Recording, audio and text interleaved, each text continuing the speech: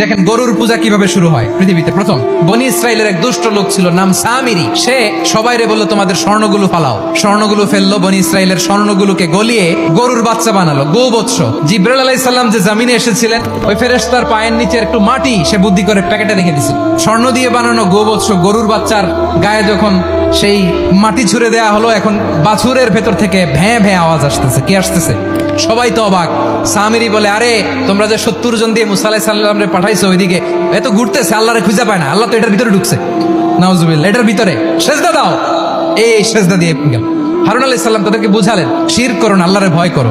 শুধু এতটুকুই তিনি বুঝালেন, দাওয়াতি কাজ পালন করলেন, কিন্তু প্রতিরোধ করেন নাই। এই ঘটনা থেকে শিক্ষা কি? শিক্ষা হচ্ছে, আপনি শিরকের আড্ডাখানা দেখলেও বৃহৎ স্বার্থে তাওহীদের দাওয়াত দিবেন। প্রয়োজনে আপনি ঐক্য নষ্ট করবেন না। সুবহানাল্লাহ পড়বেন না?